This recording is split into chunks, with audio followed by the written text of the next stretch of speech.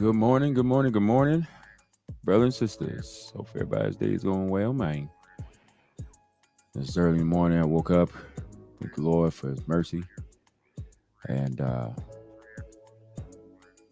grace, and woke up. My mind's heavily upon what we was talking about last night, and can't remember the order of operations as far as how everything happened, but no, I was thinking on some things. Some questions came into mind. No. It was an article, actually. I was on Facebook, I believe it was. And there was an article that popped up of this excavation that was going on and in Turkey. And how they uncovered the gate of the entrance of Zeus Temple in, I forgot the name of the place. It's location in Turkey somewhere. So I was reading that, and then and it mentioned that, you know, outside the temple was a stadium, and so it's going to take some years to basically uncover all of that, but they're trying to uncover it all and reestablish the grounds. And so the question came into mind is, I already know, and it's always something I was already talking about, but I wanted to see if it led me anywhere to find some more stuff to show you guys. So the question is, why outside these temples were there stadiums, right? That's the kind of logical question, right? Outside the temple of God was water basins and altars to sacrifice animals and stuff like that. But outside of the heathen stadium, specifically the Greeks and these Romans, outside of their temples were stadiums, right? Games. And so I wanted to get more information to give to you guys to further show this. And so, but before I do that, I want to play a clip from the Brother Berean's channel. The video or the conversation I was in, but I had left earlier in the day after I was silenced regarding the GTA stuff, and everybody was ridiculing me and stuff about the sports. And so they went on for a couple more hours.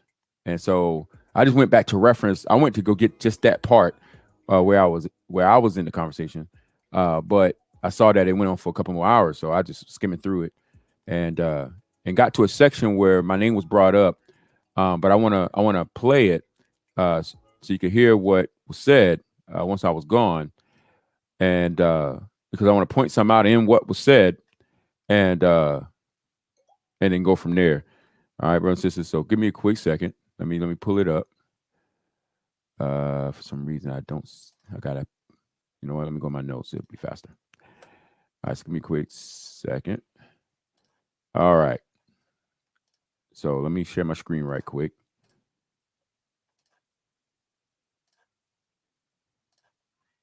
All right. So I just want you guys to know I am not liked over here now. So anyway, but the point is listen to what was said later on when my name was brought up. And as I was skimming through, I just came across this section and heard it. So but listen real close, and I gotta bring something out about it. Jay. And again, I'm not bashing Brother Jay. Brother Jay's position. Oh, they're done with Brother Jay. Oh, no, it's like everybody done with him with football. Anything that all right, so now they were talking about things with pagan origins, and he was talking about his position regarding, right? But he brought me up, but Brother Berean was saying something quite interesting regarding how Christians and Black Hebrew Israelites view me right now. And it has nothing to do about, yo, what's going on, Brother Clayton?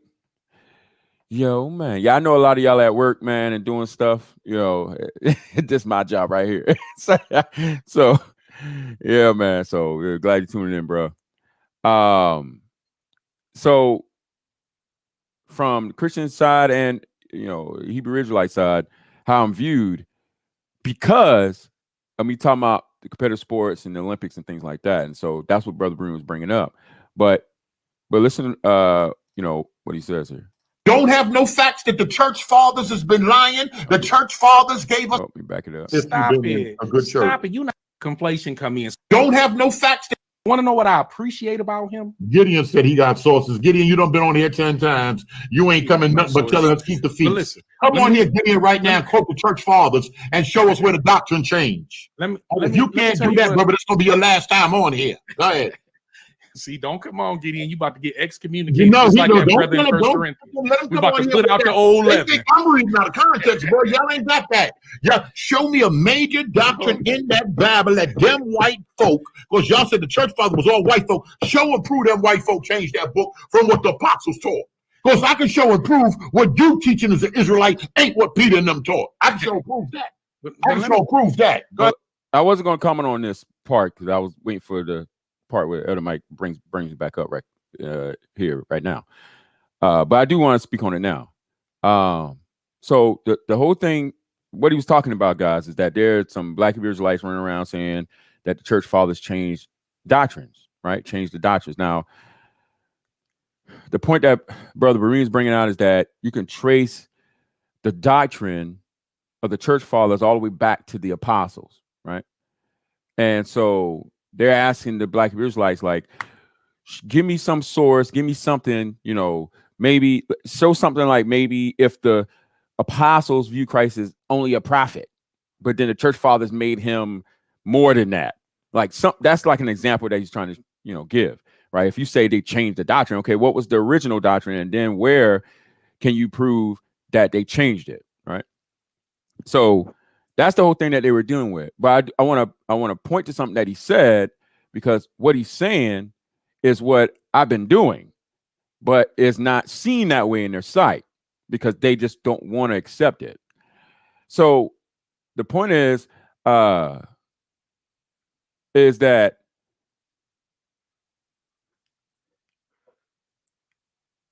the church fathers, and when they say church fathers, they cleared it up in a thing because there's confusion when people use the word church fathers. A lot of times people say church fathers, they're speaking of 4th century, 3rd century, 2nd century. They're not talking about the apostles. So when people talk about the apostles, they normally say apostolic fathers, but some people just call them church fathers, right? So it kind of makes things a little confusing. So understanding the difference that when they say apostolic fathers, they're talking about the 12 apostles. And when they say church fathers, they're talking about the ones that follow after them, right?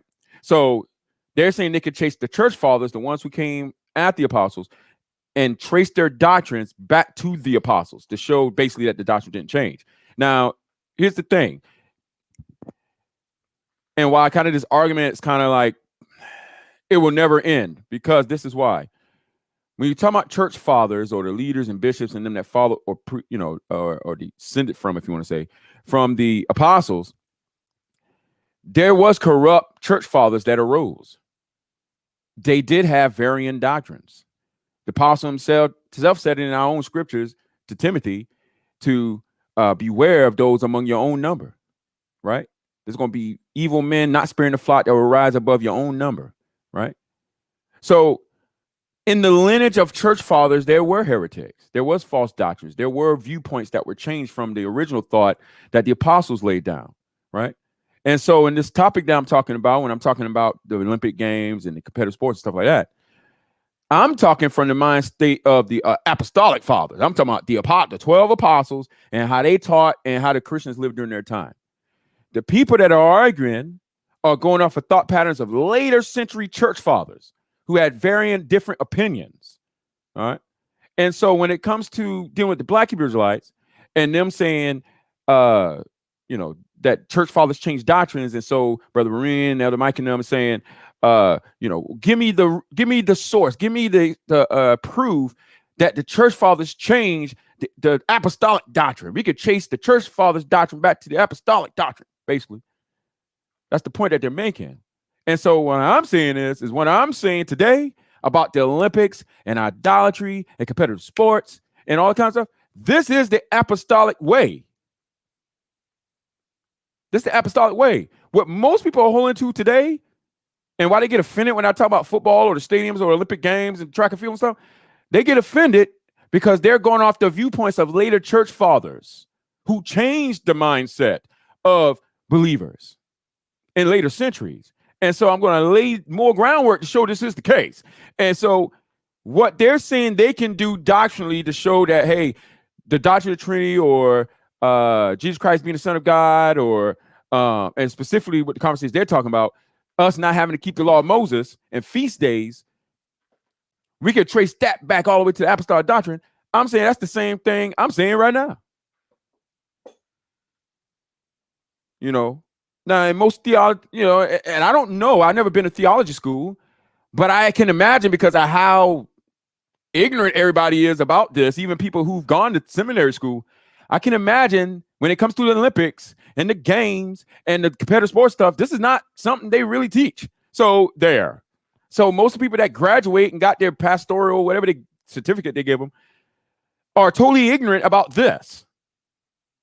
They might come out with some kind of comeback about a Christmas tree or something like that, but the Olympic Games and competitive sports and stuff like that, like that's barely dealt with.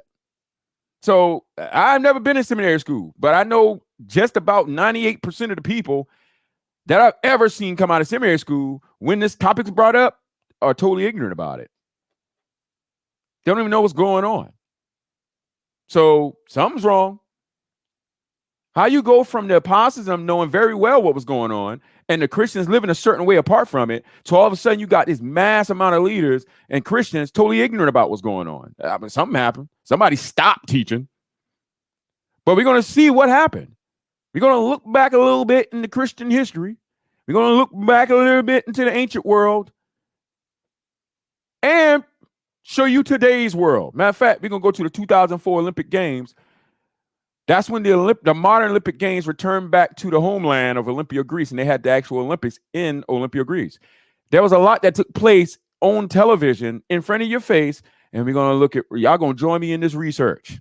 That's why I got up this morning, and my mind was all on it. Stuff came out. I said, I'm going to go live, and I'm going to let the people go along with me in this research so you can see it yourself. All right? You can see it yourself, man. So, because the topic that I'm talking about, people think I should shut up and stop talking about it because they don't think it's an essential of the faith. They think I'm trying to spy out people's liberties and take it and be legalistic. But the point that I'm trying to make to you is that this is idolatry. And if you join yourself with it, you're an idolater. And you can't do that and serve Christ. So if you continue in that, you will not inherit the kingdom of God. That's what I'm saying. That's what I'm saying. So, and that's what the apostles taught as well. For no idolater, or immoral, personal, sexual, immoral, etc., will inherit the kingdom of God. If they continue to live in these things. So, trying to not have you guys live in these things. I know a lot of people are doing this stuff, even though they should have discernment, they don't. But a lot of them don't have it because of ignorance. And so the grace of God is getting rid of that ignorance so you can turn away from ungodliness and worldly lust and live righteously and soberly in this present world. You're still breathing. And the grace of God allowing you to hear this right now. Thank the Lord for it. And then you can turn away. All right. So I wanted to point that out, but let's see what he says real quick. Hey, let me tell you what I appreciate about Brother Jay.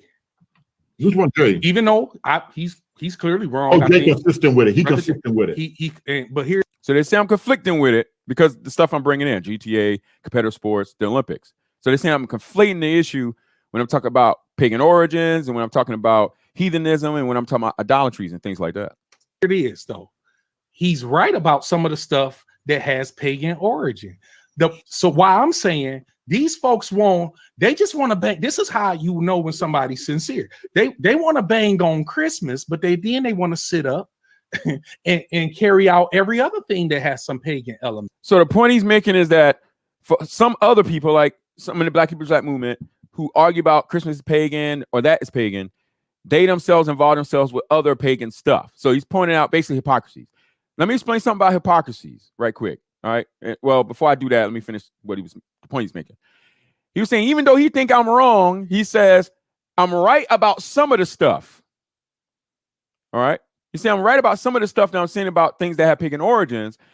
And what he appreciates about me is that I bang against Christmas and every other thing that got pagan origins and teach people to stay away from it. Whereas some people just bang on Christmas, but they participate in other pagan stuff. And so that's the point No. I'm not talking about Elder Mike. The person who said I was conflated or said I'm conflating is Brother Berean. He's the one who said he's conflating with it, and I was explaining what conflating meant.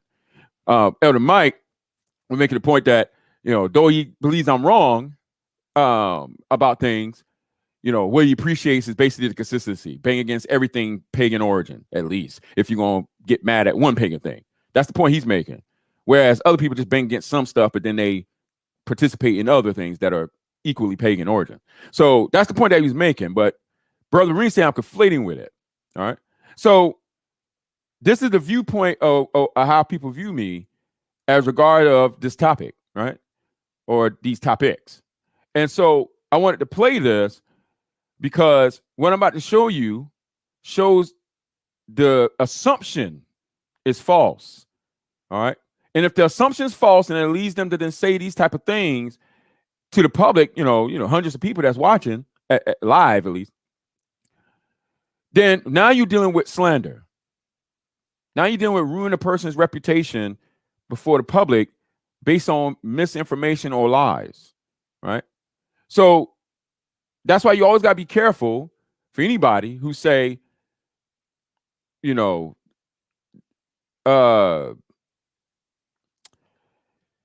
this person is lying.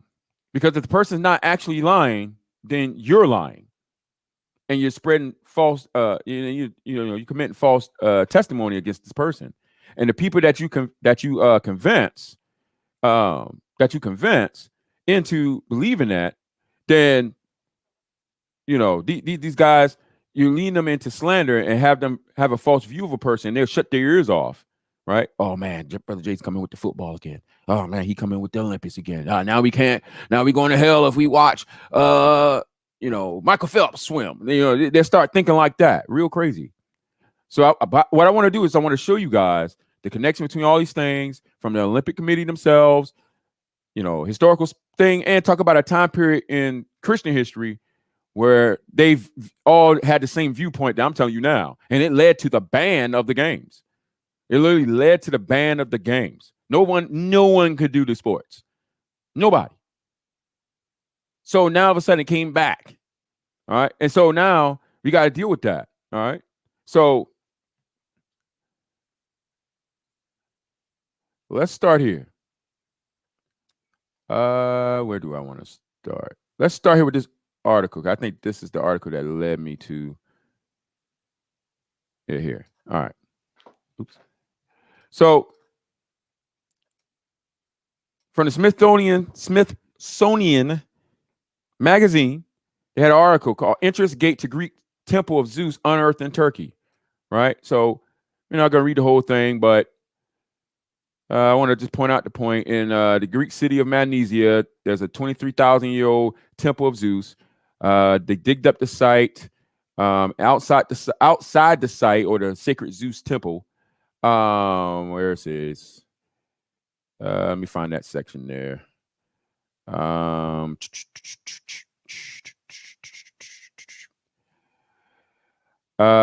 Which he was he, as in ancient cities, people worship not just one deity, they worship multiple gods or goddesses. In Magnesia, the first deity is Artemis, and the second deity is Zeus.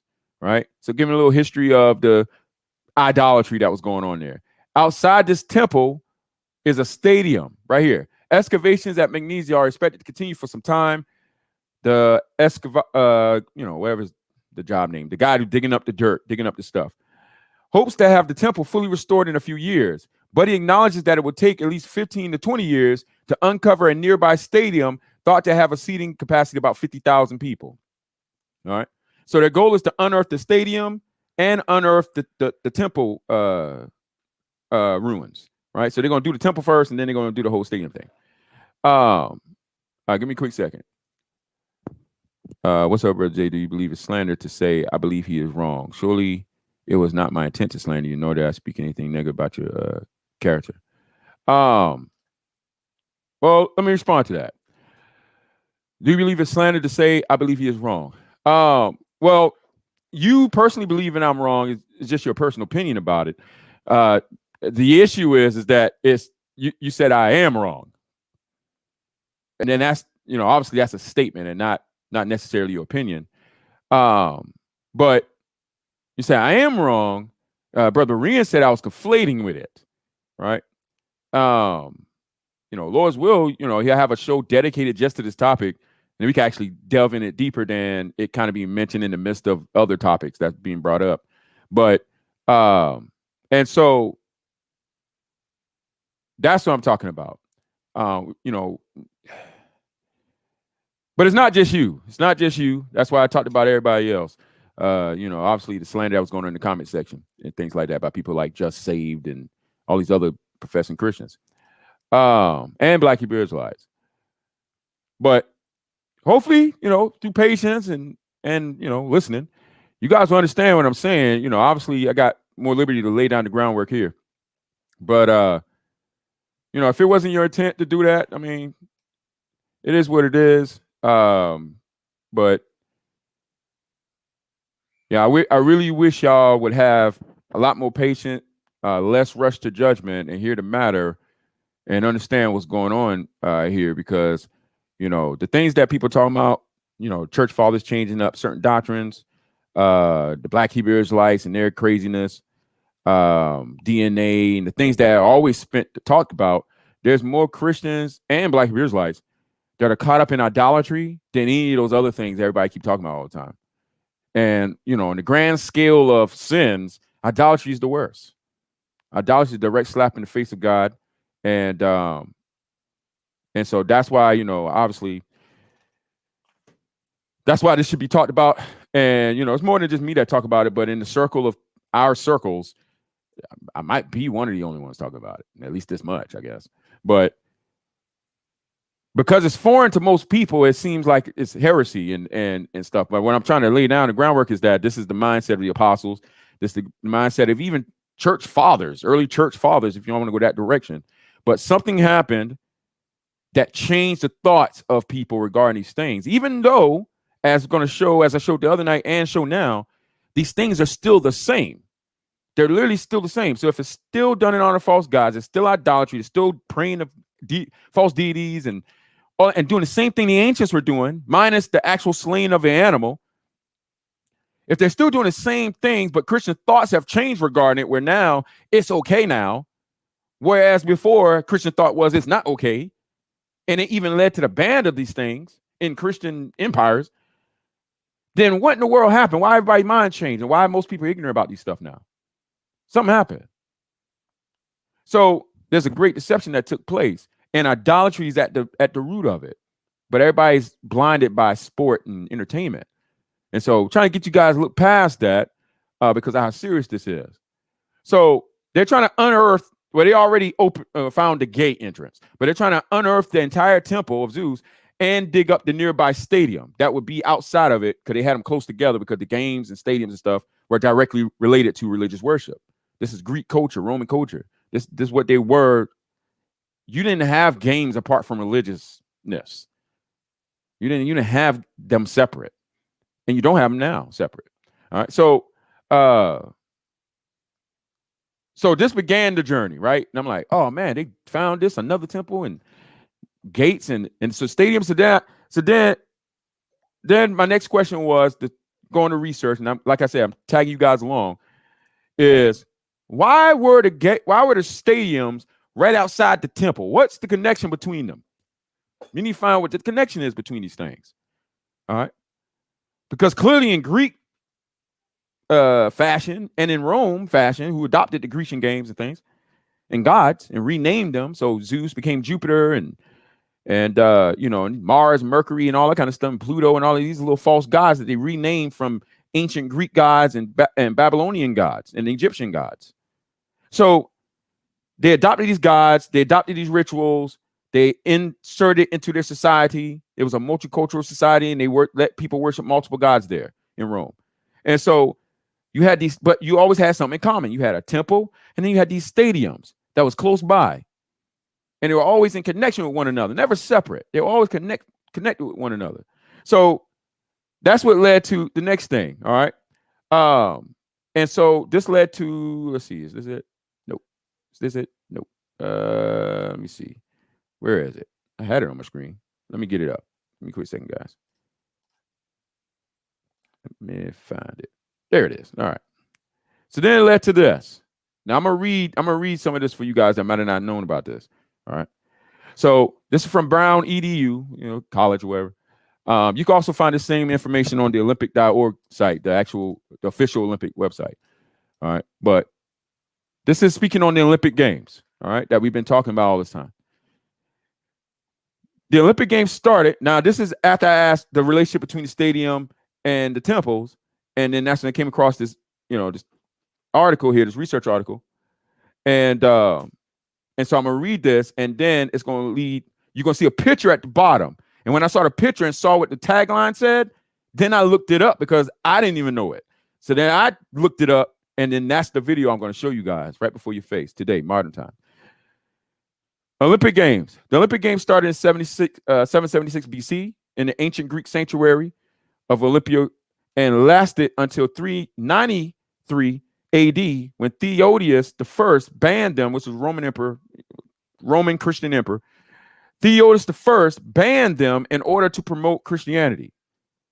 Now, this first line is very important because what it shows is that at one point in Christian thought, you couldn't have the Christians, or you couldn't have the promotion of Christianity, the religion, and these heathen games or the Olympics together. So this Roman emperor moved to ban them in 393 AD. All right. So in order to promote Christianity. So for those who, are part of Christianity, the Olympic Games was your enemy. They were your enemy. And this was a Christian thought. Even so much, it led to the ban of the Olympics. So we have to deal with why in the world did they view the Olympics like this? And it moved this Roman emperor who converted to Christianity to ban the games altogether, not Christianize it, not go, we can make this clean. He banned it altogether, meaning there was no more discus, no more track and field in the Roman Empire. There was no more discus. There was no more track and field. There was no more horse racing. There was no more the boxing, no more the pancration, no more the high jump type of stuff. Speaking of the games they had at that time, obviously some names have changed like MMA and UFC, and then some sports were added like Olympic swimming and things like that. So, and basketball, which came later on. But during that time, they had the boxing, they had the pancration, they had the discus, they had the fighting, sword fighting. They had all those games, track and field. They had all these things, and it led to the ban of it altogether, right? So we have to deal with that time period because prior to that, it was there. But when the Roman Empire was converting the empire to a Christian empire, they had to get rid of the games. You have to deal with that. If it's just sport, then why you couldn't just keep it around? But when Theodosius first banned them in order to promote Christianity, they took place every 4 years in the Olympiad, right? The same system that's today, every 4 years. Out of all the sporting festivals, because there was multiple games, there was the Pythian Games, the Nemean Games, and the Isthmian Games near Corinth, which is what the apostle in 1 Corinthians 9, he was looking at those games that took place in that region to use it to teach the lesson about the Christian race in 1 Corinthians 9. But out of all those games, the Olympic Games were the most famous, just as it is today, because none of you even know about these other games, but we all know about the Olympic Games, right? How the games began is a mystery. Texts attribute its origin to myths. The most popular is that Heracles won a foot race at Olympia and required Olympia to repeat the race every 4 years to honor his father Zeus. So let's go off this myth, right? This is one of the well-known myths of the origins of it. And let's say that's the one. All right. And you're a Christian living during this time period. The only reason they had foot races in this stadium was to honor Zeus. That was it. They made these games, these competitions, to reenact, if you want to say, this race that this false god, Heracles, won. And so now you get people to re-emulate this act of this in honor of his father, Zeus, which is another demon. So The race that took place, or the sporting event, was directly connected to religious acts. It was spiritual. All right. It was a ritual, just like communion is for us. All right. We literally eat unleavened bread and we literally drink red wine representing Christ's blood. And it's a ritual. And anybody who partakes of it unworthily drinketh and eateth damnation that don't come from the food you're eating. The food doesn't cause the condemnation or the judgment. It's the God you've done it to will bring down the condemnation and the judgment. All right. If you partake of it unworthily. All right. So it was a ritual and it has spiritual implications. And if you do it unworthily, talking about the communion of Christ, you drink and eat damnation to yourself that comes from God, who is spirit. All right. Not the bread, not the wine you drunk. The same like manner with the heathens. They had their rituals, their myths, and they had their religious rituals, which in this case was the foot race, or the what we call track and field, to do in honor of their false god Zeus. All right. Who they think is a true God, obviously, but we know it's a false god. So it says the only event at the first games was the Stade, a 210-yard long race. Stade is also the origin of the English word stadium. Stade is also the origin of the English word stadium. Later on, more events were added, as you may have guessed, as we have all seen in modern day Olympic Games. Next came the Dulios, somewhat like a 400-meter race, and later the Duclios, which consisted of longer races that ranged from 15 to 5,000 meters. This would be similar to your either 800 meters. Well, actually, this is longer than that. So this would be more like your triathlon type of things, or marathons. Okay, these super long races, endurance races.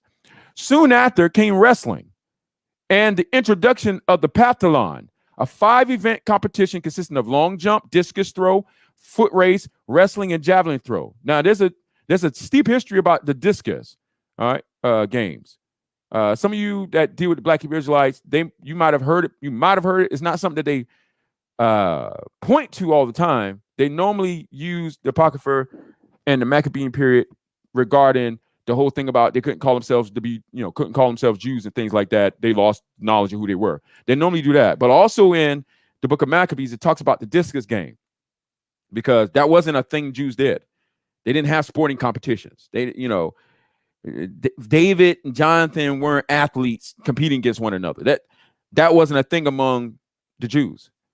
But because of their sins, God sent the Grecians into the land, who then Hellenized many of them.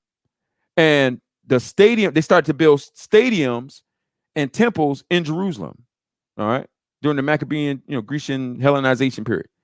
And many of the Jews were forced into these things, and in some that was not loyal to God, like the priests, willingly went into these things. And so in the book of Maccabees, it talks about how the priests would leave their stations at the temple to go to the discus game.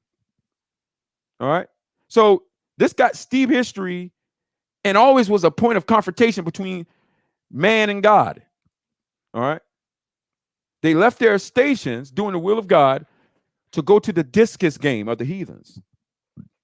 So, excuse me. Foot race, wrestling, and javelin throw. The Olympic Games continued to grow as the number of events increased, and the festival went from 1 day to 5 days, and so on. The last day was the day of celebration and devotion to Zeus. Today, you have the opening ceremony and the closing ceremony. All right.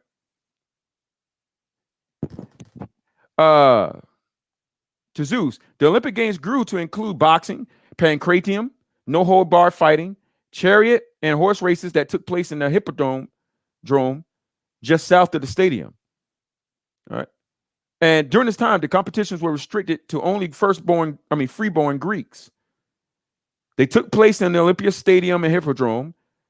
As time went on, the Greeks became more successful on a global stand. New buildings were built in Olympia in support of the games or in relation with them. However, some things did not change with time. Athletes still participated in the nude, which baffles scholars of the modern day. All right. We don't have fully nude, meaning no draws or anything like some of these ancient Greek folks, but it's still considered nude when you're talking about the track and field. You're talking about the super tight clothes. You can butt cheeks hanging out, see they growing, see the woman's breast, and they wear this very tight, barely any clothing. They're covering up their private areas for the most part, but it's still nude. It's still naked. The Olympic swimmers, the gymnastic people like Simone Biles. And there's a word for their garments, and I'm trying to remember it. Lord's well, I'll look it up and bring it back to you guys' attention. But it literally means nude. All right. Matter of fact, I think it's in the definition of nude. Let me pull it up right quick so you guys can see. Nude doesn't just mean fully naked, and that's not what we want. All right. Never mind. We ain't going that route. I forgot. You put nude on the internet, stuff that comes up. All right. But I'll put it this way. I'll put Olympics. Olympic nude. All right. So as you guys can see, and that's what it looked like. Okay. Oh, wait, you guys couldn't see it. Could you see it? I don't know. My screen, did it freeze? Guys should have been able to see it, right? Okay, yeah, you guys did see it. Okay. So that's what it looked like. And as you guys can see, besides the fully nude pictures, there was the Olympic stars, all right? Because they're still nude, all right? Just because they got the little one-piece beta suit on, it's still considered nude, all right? That's the point I was trying to make. So let's go back to the article. So they still participated in the nude, which baffles scholars of the modern day. Although many games to participate in the games, no woman or non-Greek speaking peoples were allowed to participate. Women could enter their horses or chariots in the chariot races, but that was the largest part of the game. So they only allowed male athletes to compete, right? And you still got remnants of that even to today, where people just don't support women athletes. They don't really like women sports. That's why you still got this contention between the NBA versus WNBA, and the WNBA stars are all upset because they don't get paid that much and they don't get that great of attendance, and they always losing money every year because they're just not exciting. Because men, body physique and abilities is that is higher than women. They could jump higher, run faster, and you saw that for those that did watch the Olympics, and those that were sharing them things called them clips of the 400-meter race where they had it mixed between men and women. You had these women that had this long distance. And then the last leg was a bunch of men, and they passed. This woman got passed by all the men. So that's why when it comes to men athletics, they're more highly supported in the marketing realm, in their sporting arenas, and in their income and the amount of seats they are able to sell, because it's just more exciting. But the women are always like, we want to be equal and things like that. And you see the stuff that's going on today. So you still have remnants of this till this day. But women could enter their horses and chariots into the races, but that was their largest part in the game. This did mean that they shared in victory if they won, and many did. Furthermore, athletes trained for these events rigorously for years and years for only a wreath or a garland if they won. And this is what the apostle was pointing to when he said they do it for a corruptible crown.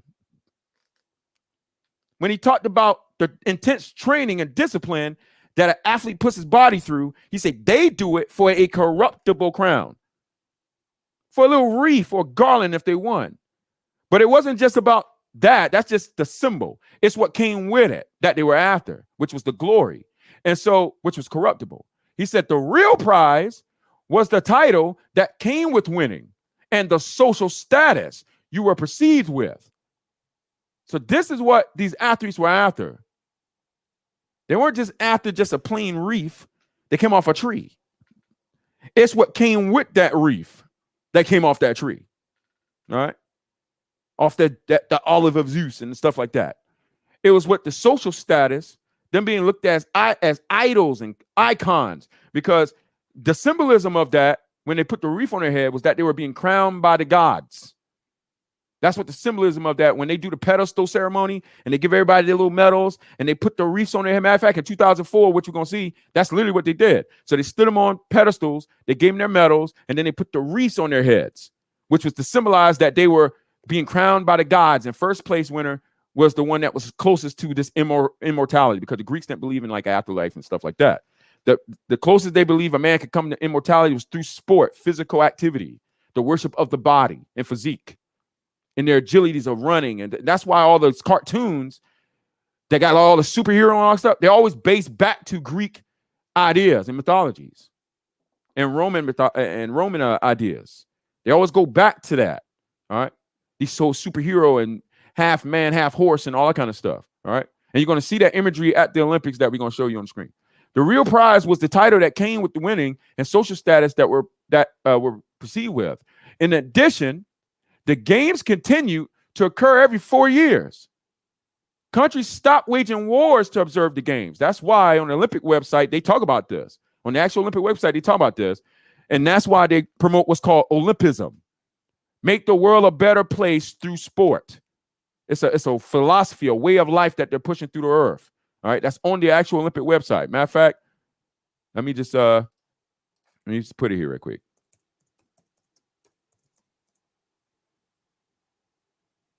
All right, so you just click on IOC. If anybody go look at this later on. Let's see. I think it's in mission, if I'm not mistaken. Not mission. It's under, is it Olympic values? Let me see here. Okay, if it's not under there, then it's got to be under motto in.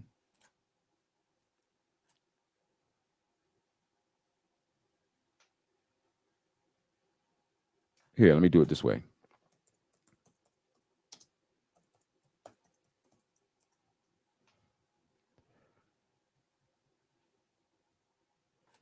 There we go. All right. What is Olympism? All right. This is the Olympic website.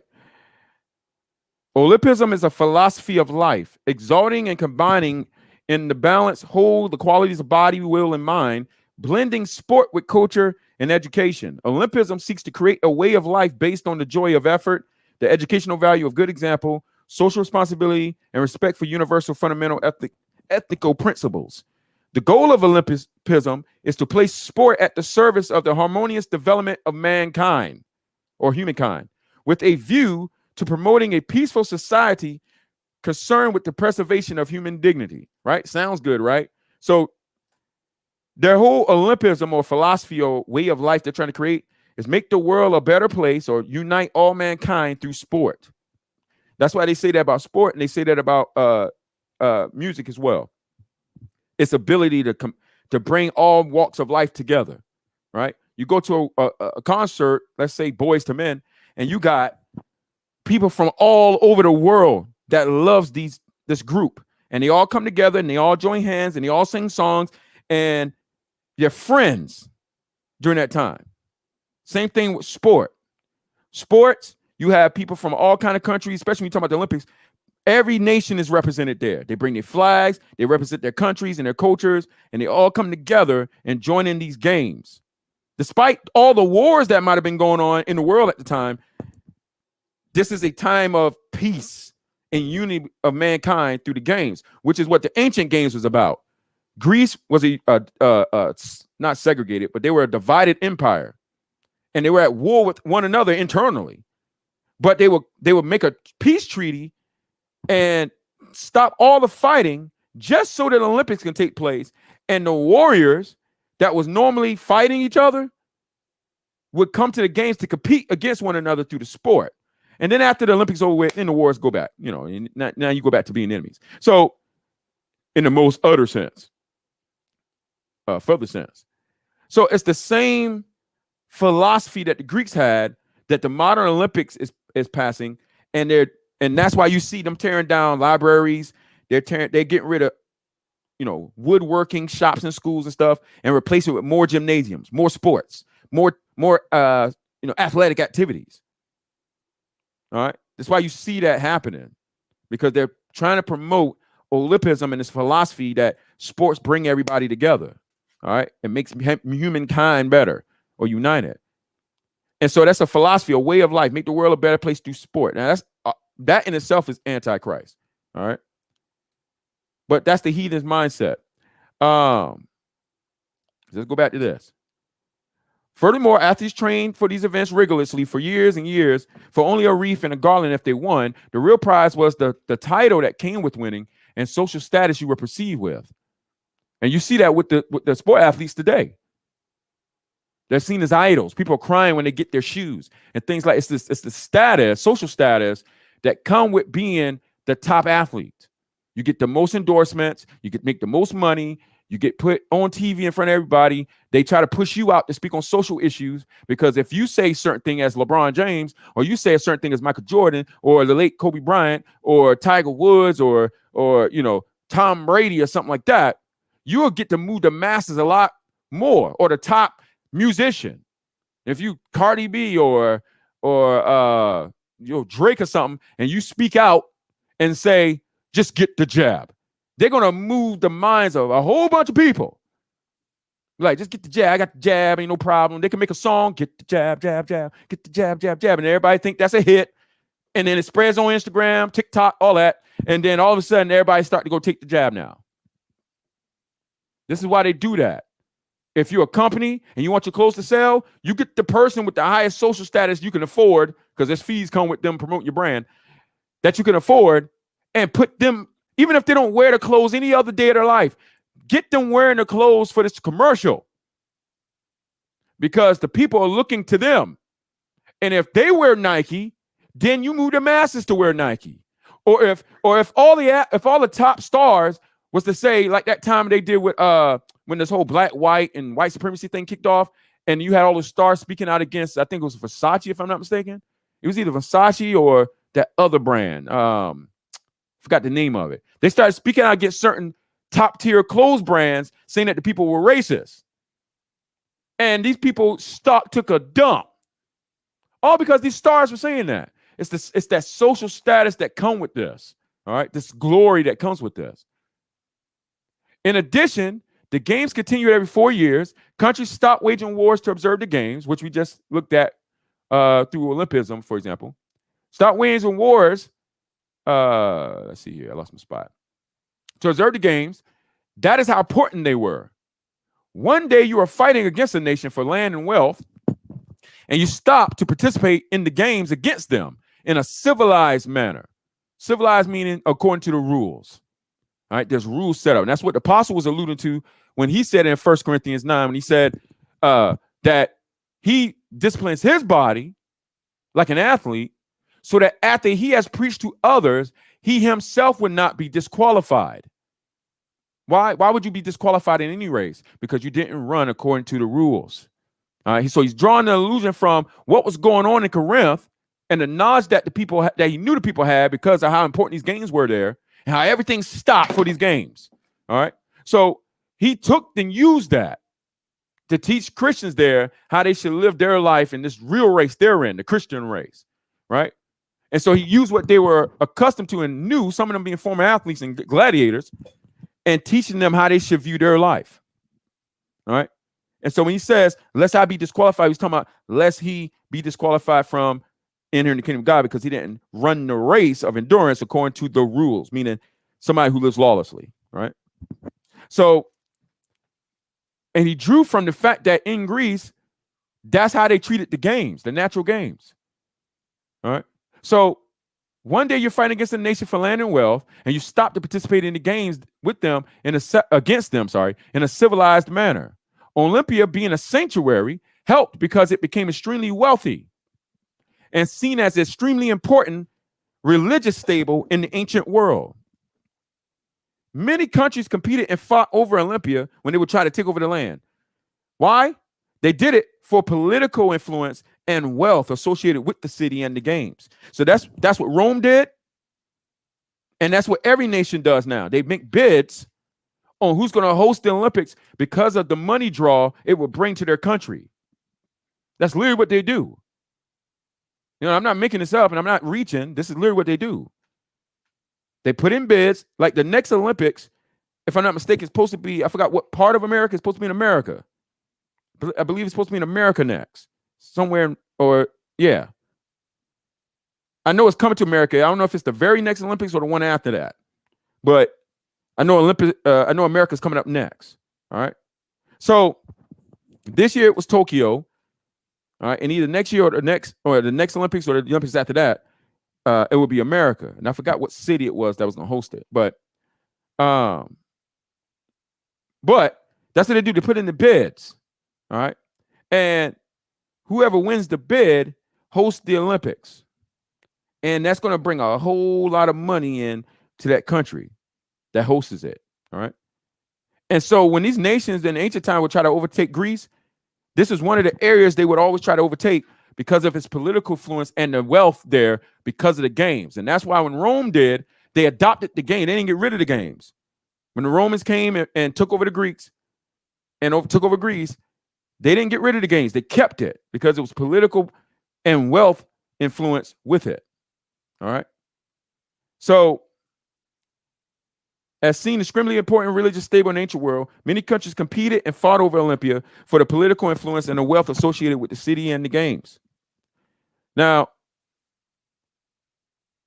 unfortunately, the games became doomed when Greece succumbed to Rome in the 2nd century AD. The Romans never participated in the games, listen very carefully, but realized their importance and kept them around for that reason.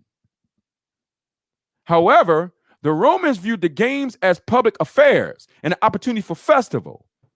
And that's the Olympics you guys see now.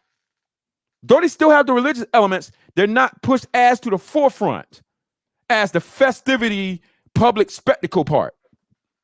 So when you see the commercials, you don't see you getting together to serve Zeus. You don't see that. Instead, you see the public spectacle, the marketing about the sports, the things that's going to draw in the money. Because they can't push the worship of Zeus and Apollo and all that kind of stuff to the forefront like that, even though they still do it. They can't push it to the forefront because they are going to exclude other faiths that believe in other gods. And so you're going to lose all your Christian audience if you have a commercial talking about join us as we worship Apollo and Zeus. If you just put it right there in the face like that, you're going to lose a whole bunch of money. You know, for somebody who serves a Hindu god, you're going to lose a whole lot of money. So what they do is they still worship them like I showed you in that clip where they did the opening flame ceremony. They still call on these false gods. They just don't push it to the forefront like that. And instead, what you guys see is the commercials and the marketing about the games themselves. And they make it about the athletes and how fun it's going to be and who's competing against who and how, who's going to be, whose world record is going to be broken. They make it about the spectacle part and the festivities, the music and stuff. All right. That's what you guys see on TV and the commercials all the time. But it says a more spectator favorite outlook, you could say. The Greeks focused mainly on the competitors taking place in the games and held the games as the highest competition among men at the time. The games were a place where heroes were born. Heroes were born and men tested themselves beyond imagination. As Roman influence continued to grow with time, the Olympic Games were done away with. Emperor Theodosius I banned the games. I lost my spot here. Let me see. Emperor Theodosius I banned the games in 393 AD in order to promote Christianity. He deemed the games equivalent to paganism and had them done away with.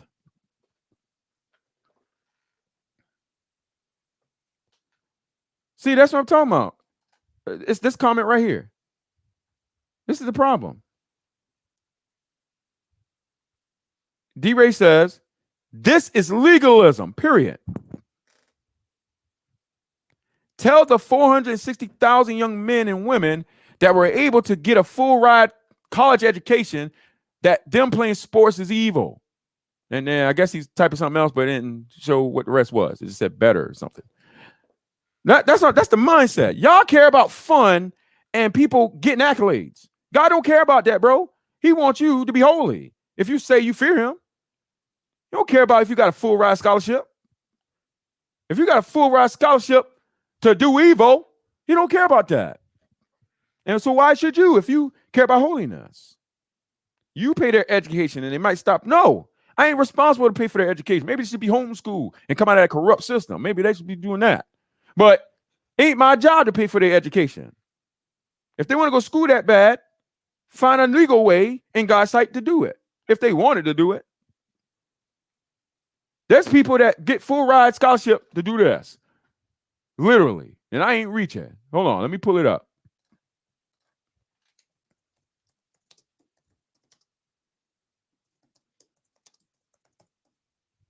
They start off as your little flag girls in high school. They start off as your little flag girls in high school. And I'm about to show you when they get their little full ride scholarship to join the college band, then they do this. Hold on. Now they dress like this for their little college band. You tell me if that's good or evil. From their weird dress to their promiscuous hottie dancing. This is a college band, dance girl team thing. They used to be flag girls in high school and cheerleaders. You can get a full scholarship doing this. So just because somebody can get a full scholarship, that don't mean nothing. Not in God's sight. And it should mean nothing in God's people's sight either. Y'all concerned about the wrong stuff. Y'all worry about the wrong stuff. Hey, I guarantee you on the day of judgment, they'll wish they didn't accept that full ride. I guarantee them boxes in the ring when Christ returns, they'll wish they never had them gloves on. So the Lord by his grace is warning them now before his wrath comes down on them. You guys y'all concerning yourself with the wrong stuff. So you deem it as legalism, which legalism is trying to establish your own righteousness in the law to justify you in the sight of God. That's literally what legalism is. But me telling you the Olympic Games is idolatry, and the competitive sports associated with it and the competitive sports in general are evil because they lay aside God's commandments in order to do so. You're saying that's legalism telling you that. And your reason isn't because of the law of God. It's not because it's righteous and you're saying you're condemning the innocent. Instead, your comeback is that it's legalism because you got all these hundreds of thousands of people that was able to get a full ride scholarship.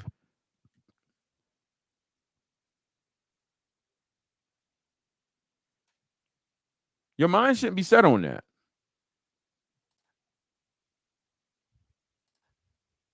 Many people have done many things in ignorance. Thank the Lord for his mercy. If he has mercy on them, they can be redeemed out of that. I'm not saying people who have gotten a full scholarship to do what these girls are doing are unredeemable, but once they've been redeemed by the blood of Christ, they can no longer do this. They can't no longer do that. They got to come out of that. So the same thing with the other people. Those who got full ride scholarships for boxing to college, when they've been redeemed by the blood of Christ, they can no longer continue. They got to come out of that. And if coming out of that means they have to suffer and lose their scholarship, then that's just what it is. You should be willing to suffer for Christ's name's sake. Not go, I got a full ride. What am I do? College, so I'm going to stay doing it. No. Most of the people get these full rides anyway, never go to the pro level. They just waste their time. They literally just get a full ride to school to do a sport. And then when their college career is over with, they're working at Burger King or they're doing something else. He deemed the games equivalent to paganism and had them done away with. This was a Christian emperor converted to promote Christianity, and they got rid of the games. No one could have done the sports. Had you lived during that time, you wouldn't have been talking about no full ride scholarships to do them things. But, and this is where we're at today. But the Olympic Games and what they represented were too strong to be kept down. It took a long time because the Olympic Games was banned for hundreds of years. It took a long time, but in the mid-1800s, the Greek revival movement began. Notice it. The Greek revival movement began. Not the Jesus Christ. Not the, not the Christians taking over the world. No, the Greek revival movement. You got the Black Hebrew Israelite movement, the Greek revival movement. And then you start having all these excavators going over there in the Olympia, Greece, and these ancient sites and these ruins that these temples God destroyed through floods and conquest, destroying these gods and their images. Now you got humans digging in the dirt every day, trying to resurrect them out of the ground. The Greek revival movement helped spawn the idea to bring the Olympic Games back. Long story short, the Olympics are back and better than ever.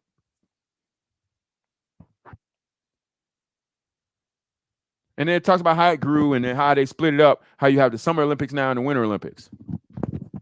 All right. They have been extremely successful in their return and are universally unifying event all people can take a part in and enjoy.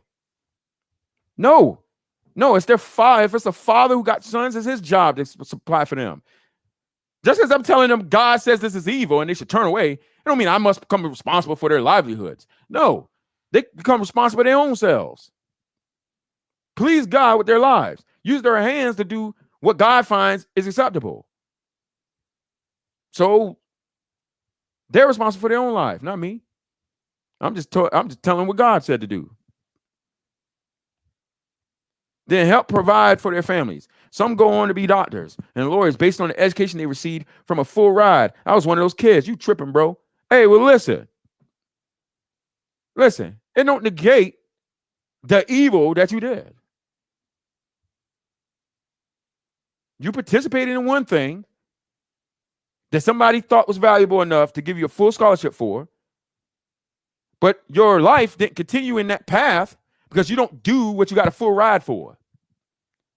Instead, the education you got aside with it, you use.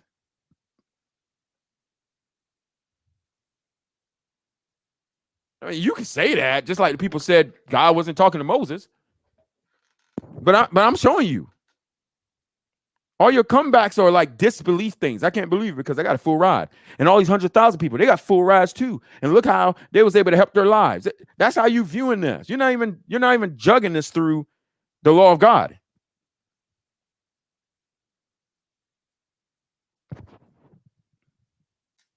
This is not a salvation issue. Well, it is. So was Samson evil when he beat 1,000 Philistines with the jawbone of a donkey. Wow. Oh my gosh. My stream keeps cutting out, Brother Jay. All right, let me see.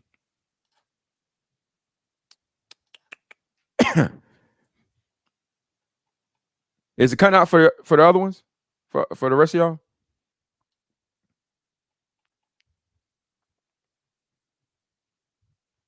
We'll come back to the Samson thing. Lord's will. They have been extremely successful in their return and are universally unifying event all people can be a part of and enjoy. And so you see some pictures down here, right? And so this picture right here, there's a tagline above it, all right? And it says, the Olympic 2004, the Olympic Games return to Athens, Greece, as seen here with the Olympic flag and the Parthenon in the background. So then I was like, okay, what is the Parthenon? All right, they're telling you what it is. What is it? All right. Parthenon. Bro, listen. Hey, you support your family. It's whatever. The point is, just because you support your family, bro, strippers support their family. So we're going to give them hand claps and tell them how noble they are since they do evil to support their family? Like, come on, man. I'm talking about the full ride you're talking about.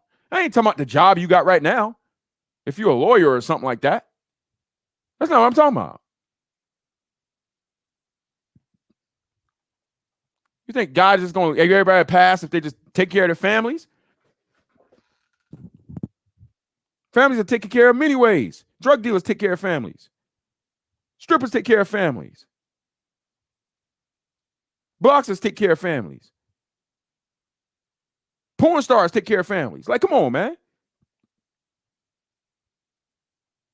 can't go. I'm taking care of my family. And that, like, you good now. Like, you could be good or you could not be good. The question be how you take care of your family.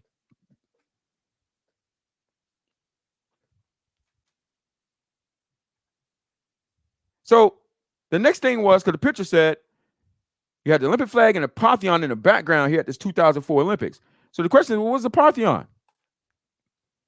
The Parthenon is a former temple in Athenian Acropolis, Greece, dedicated to the goddess Athena, whom the people of Athens considered their patroness.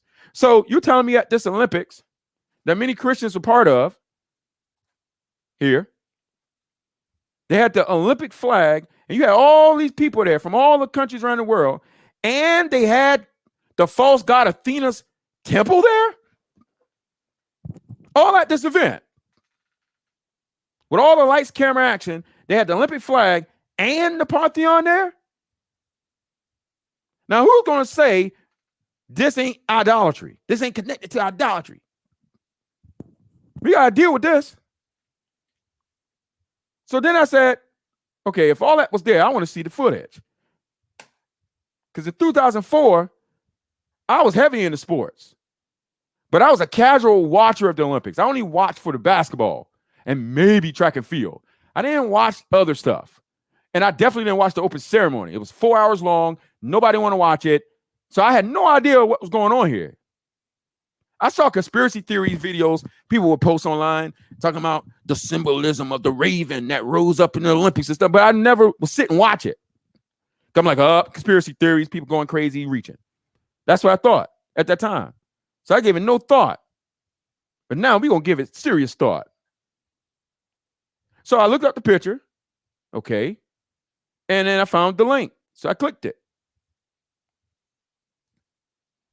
And so now you guys are about to see it. This 2004 opening ceremony, Olympic Games. They got the Olympic flag. False god Athena's temple is there at the games. So this is directly connected to religious worship. Now we about to watch the opening ceremony most people don't want to watch. This is on live TV. And every person there, all those thousands of people are participating in it. And the people at home that tune in to watch the spectacle because they want to watch the Olympics. Their hearts, though they're not there in body, they're there in spirit. So everybody's joining this opening ceremony. And what do? Right in your face. Right in your face. People say I'm reaching, but you ain't going to deny what you about to see. Opening ceremony, we're going to skip through because obviously this is 3 hours long. We're not going to watch this whole thing.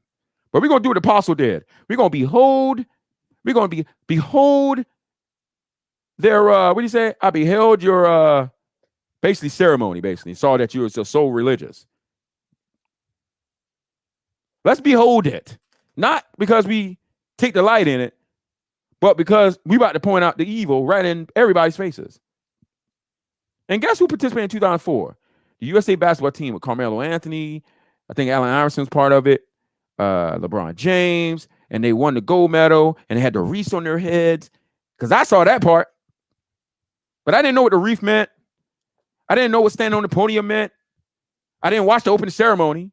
So I didn't see the Parthenon. And if I saw the Parthenon, I probably equated it to the freaking Capitol building that Abraham Lincoln statue is sitting at, since they all designed the same. So, but here's the opening ceremony.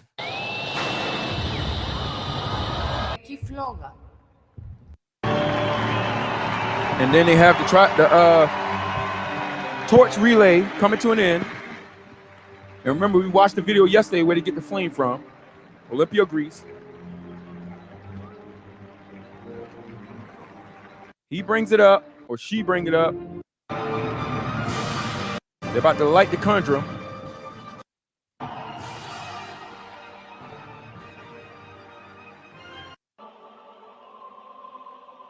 Now the games can begin.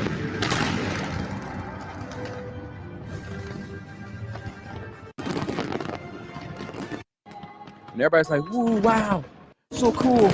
All the fireworks, the spectacle. But what you just literally watched, brothers and sisters, was idolatry.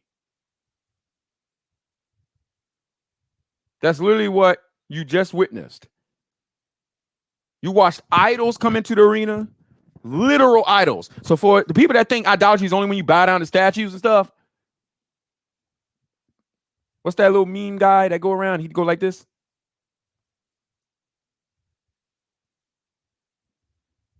So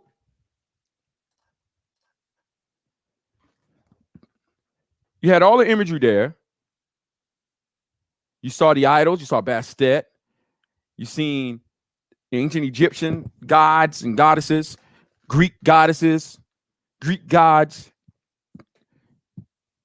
half man, half horse. You seen all that there during the ceremony.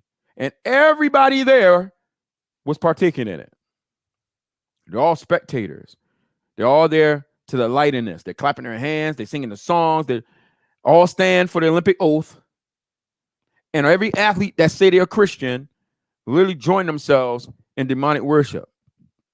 Irregardless of what they say in their minds, well, I only worship Jesus. I only worship Jesus. God knows my heart. He do. He definitely does know your heart. So it's not a question whether or not the Olympics is still idolatry today. It's always been idolatry. The games and the Olympics has always been associated with one another.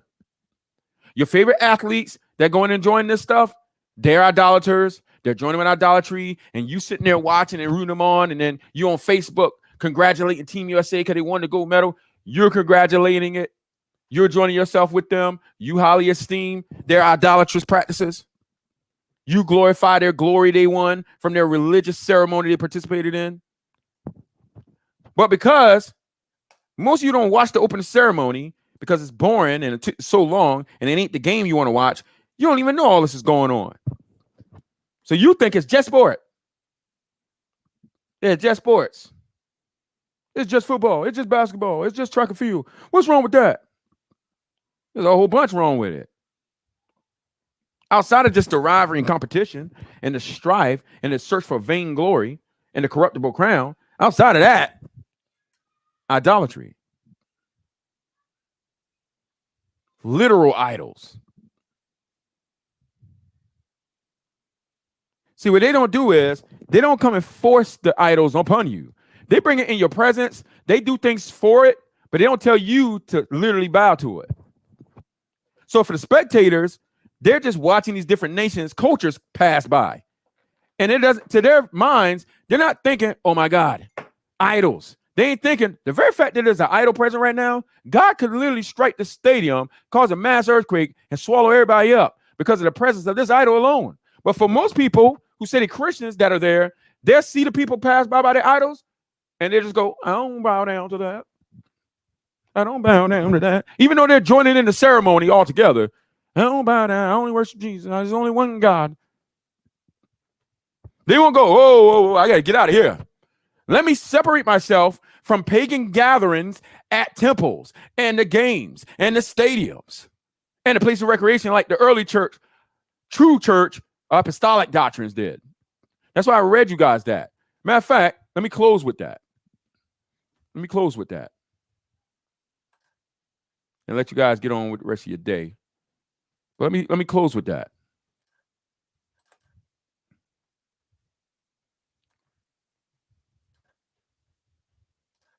Give me a quick second here.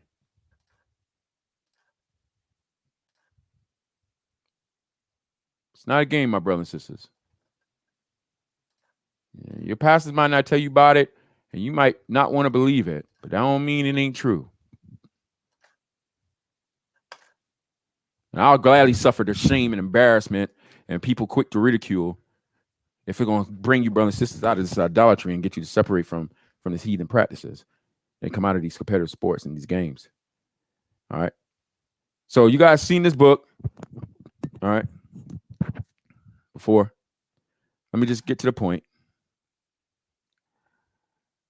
Christians separated themselves from pagan gatherings at temples, theaters, and places of recreation. This nonconformity to accepted social patterns brought down on them the dislike that the nonconformist always faces in any period of history. All right. Let me see if it talks about the other part too as well. And I'll come back to that part later. Let's focus on that. So the Christians, the apostles, and the Christians during the times, even in Roman time, Christians separated themselves from pagan gatherings at idol temples, at the theaters where the plays and all that stuff went on at, and the places of recreation, which included the stadiums and the games. Why? Because they were full of what? Idolatry, paganism, sorcery, idols, etc. So much so, Christian emperor banned it in 393 AD, but it came back. Not different, but the same. And even more than now. In the ancient time, it was just the Greek gods that were worshipped and brought into place. Modern time, they bring the gods of all the nations in. It's worse now than it was in ancient times.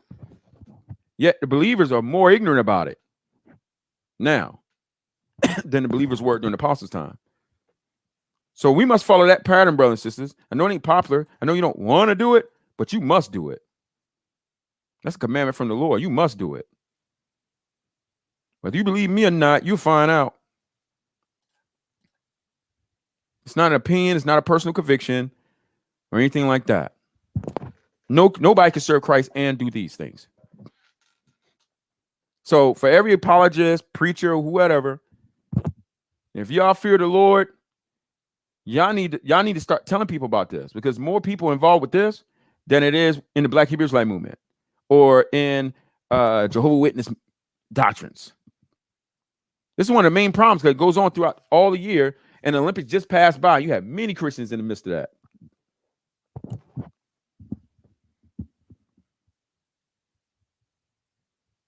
It's not a game, brothers and sisters. It's idolatry. We got to come out of it. You got to separate from this stuff. I know it's a social pattern, and you grew up in it, and especially for somebody like in a Black neighborhood where you're already underprivileged and stuff like that, and so you got the park, and it's just customary that all the guys go there, even though you get shootouts there, even though people talking trash there, even though there's outbursts of anger and fights and all that stuff, but it's part of your culture to just go to the park and play ball and talk trash and break ankles and things like that. And it's fun and entertaining, but it's the flesh. It's the flesh. Rivalry and competitions of the flesh. Boastings of the flesh. Tauntings of the flesh. Idolatries of the flesh. Idols is from the flesh. So you got to separate yourselves from those who do such things. Do you believe that the same influences exist in American sports like NFL, NBA, etc.? If so, do you have the same level of evidence? Matter of fact, I'm glad you asked that, because that's going to be the next videos. That's going to be the next videos. So right now, this one was established about the Olympic Games and all the games associated with it. So with the Olympics, the sports that are part of the Olympics, there are other sports that's trying to get added to it. So like the NFL is currently not part of the Olympics. They don't have a Team USA, NFL Olympic representation. The NBA was added to it. Soccer, other things like table tennis and things like that. You have those sports, and of course the ancient ones like boxing, track and field, and things like that everybody's accustomed to, and discus. So you have some sports that are getting added. There were some sports that were part of it, but they got taken out. So it's always interchangeable. The point is that the entire industry is in on it. They're all sponsored by the same people who put this on. They're all connected, all right? But they're just trying to, what sport is going to be added, what's, money-wise and things like that. But in terms of the Olympics itself, it's idolatry has always been. Everything connected to is part of the religious ceremony. And so that was to establish this part, because once this get under scrutiny, then you got to go to the other things you're talking about. NFL, NBA, etc. So this evidence is for this. The next videos, Lord's will, is going to go into NFL, NBA, or just competitive sports in general, but I'll use NFL and NBA as the kind of like the, since they're the most known ones and most popular. I'm going to lay the groundwork about that. And it will be the same amount of effort, evidence. Slightly different, because the evils that's involved The reason why the apostles and them avoided the Olympic Games and the stadiums and the theaters, it wasn't just because of it was just idolatry. It was also filled with all other sorts of immorality.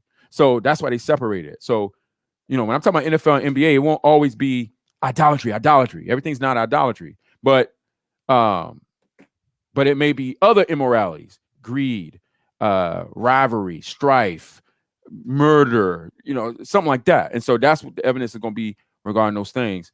So I want people that's given the time, the ear to listen, to understand that this ain't, everything idolatry spat that I'm going on. All right, the things that are idolatry, and I show you that it's idolatry. Even still to this day, because some people think it was the ancient ones that was like that, but it ain't like that now. So I'm showing you it's the same thing now. It's even worse now. So, but yeah, Lord's will, the next one will be NFL and NBA, and talking about other sports as well, but NFL and NBA be the main ones at first, since they're the most popular. So kind of want to deal with that. And those ones will scratch the most nerve because they are the most popular. But it is what it is.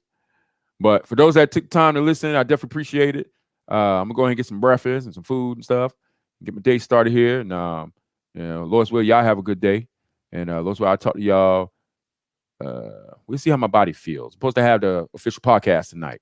So if we still have it tonight, it'll be at 5:30 Central Time, 6:30 Eastern Time, here on the ministry channel. But Lord's will, definitely go back and watch this video. There's plenty more evidence about this stuff, but I don't have to go that deep. I just show you the idols. I show you the religious ceremony. I show you all the imagery. I show you what they say, show you what they promote. And that's enough evidence, and show you that the apostles and them avoided these things. So, enough evidence been laid for that. So we'll move on to the other stuff next. But all right, brothers and sisters, Lord's will, I'll talk to y'all soon.